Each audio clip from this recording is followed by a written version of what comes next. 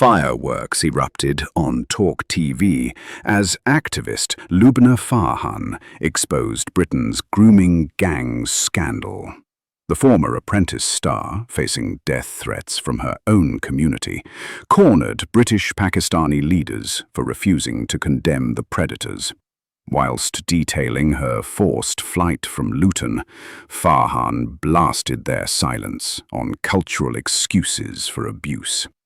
Then came the devastating truth, her warning of civil war if communities keep shielding criminals. Her brutal takedown ended with a seismic declaration: extremists have no place in Britain. Watch the clip. But before that, did you know that over 95% of our viewers aren't subscribed? We get it. Life's busy, but subscribing is free and helps us keep making the content you love. Hit that button. It takes a second and means the world to us. Thank you for your support.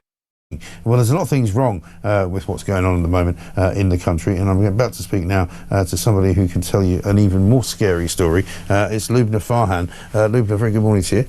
Good to see you. Yes. You're here, former Apprentice star, to talk to us about grooming gangs, rape gangs as we call them. Yeah.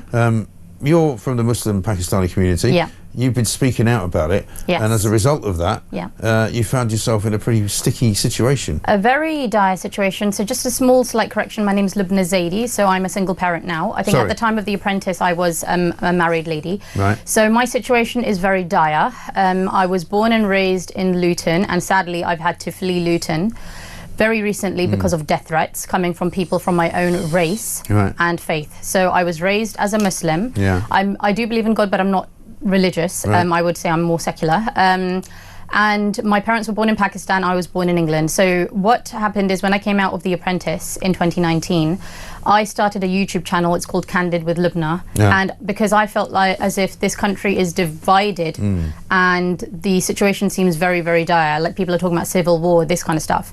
So eventually I started talking about things which I felt could help build bridges between people from my race and religion and the native white English people. Yeah. So the way I feel is that people from my background can do more to build bridges, and I started doing that by condemning the bad people from within the community. Well, the condemning thing is important, isn't it? Because Yes. we hear this a lot, and particularly when there's terrorist attacks or whenever there's an Islamic problem in the country. We always say, and we always hear people say, why doesn't the local community, the Pakistani community, condemn what's going on? Exactly. And I so, agree. so it doesn't happen a lot, does it? It doesn't happen a lot, and I'm like, okay, I'm going to be that spark. And you know, we always hear about the good apples and the good Muslims, and most Muslims are peaceful. Oh well, fantastic. Where are they? Yeah. Because I've been getting death threats. People turned up at my door. I've had to leave my hometown. Obviously, I'm not telling anyone where I am. I'm not openly going out there in the public either, because I don't know. I literally trust nobody.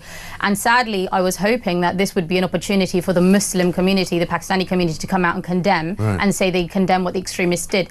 Sadly, I experienced the opposite. So the majority of Muslims and Pakistanis coming underneath my YouTube videos have been saying, oh, we support what's happened to her. Thank God she's not going to be doing YouTube anymore. And I'm thinking, wow, you don't sound very peaceful and very moderate. Where are the moderate Muslims gone? So what these people do is they support the extremists. So in their mind, they think that they are the peaceful, moderate Muslims, but they're supporting the extremists. So in my eyes, you're as bad as the people threatening me.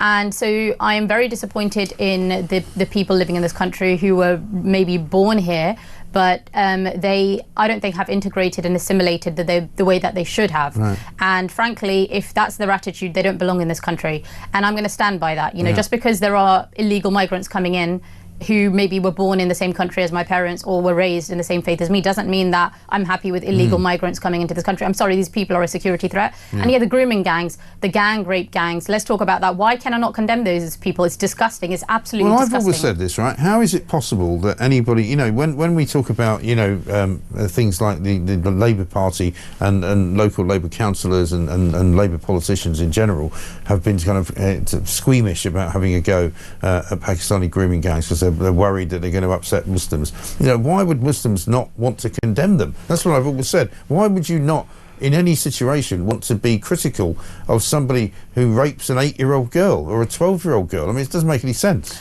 I think the thing is, there's a mixture of things. So there is a lot of ignorance where the community, and I was one of those people who didn't necessarily understand the ins and outs of exactly what these horrible, disgusting rapists actually did to little children here. Yeah. And then when even they do know, is sadly where there are the lefties who are giving my people from my background an excuse and saying, you know, you're not the issue, it's the right, it's the far right. Yeah. They're blaming it on you because there are rapists everywhere. That is not helping the situation. But also there's this massive thing about honour. So if you accept there's an issue, you are dishonouring the community. You're dishonouring people from your background. And so what these people, and this happens in Pakistan all the time, is the way they deal with it is by shutting people up. You shut people up and then you pretend the issue's going to go away. But as we can see in this country, things are getting worse and worse. So I'm sorry, as someone who's born here and as someone who loves this country, you know, I feel like it's my duty to speak up. I think we can do more. We need to condemn the bad apples within the community. It's very simple. It's not really complicated more than that. So I don't know what the issue is. So all I could say to the Muslims and Pakistanis listening to this, shame on you. I've had to flee my home because of you guys. And now these people are going to play the Islamophobia card. Ooh, it's racism, Islamophobia. And I find, generally speaking, the Pakistani community to be one of the most racist people. Having been raised, you know, in both communities. Yes, of course, there are people who are white and racist, because you get racist in all races. But to live here and then complain, go back to where you came from. I'm sorry if you're having an issue living here. Is there a problem with Pakistani men and young women in terms of a cultural kind of understanding that they may have, that, you know, having sex with underage girls is okay? Is that like a thing? I think in Pakistan the age where you can get married is legally 14, so there is that difference between UK and some people who are fresh off the boat may not know that difference. But also I would say that of course there are cultural differences, but also the people living, for example, in Pakistan, they also have like a fetish for white girls generally, because they watch porn and they have all these fantasies and stuff, and what they hear about the Western culture is, okay, there are white girls wearing skirts and stuff, so that means they're asking for it.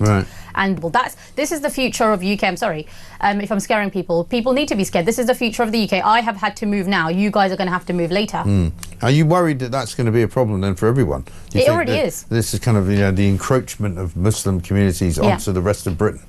Yes, I would say, what has the police done to help me? What has anyone done to help me? So I literally have no choice now but to get support from more people as a form of protection for myself now, because I feel like, you know, I'm trying to do a good deed. I'm trying to help the community, because they don't realise that if, God forbid, a civil war breaks out, I'm going to get attacked from both sides, because I'm going to get attacked from people who are calling me, you know, a traitor from my background. And then also there are obviously those people on the right, white people, some people, minority, that are not going to accept me either. So I'm going to get bashed from both sides. So I'm saying let's kind of like avoid that situation. Let's condemn the bad people. Let's do more to help the government. And if you are siding with extremists, like if you're coming underneath my videos and you're saying that, oh, we're so happy she's gone,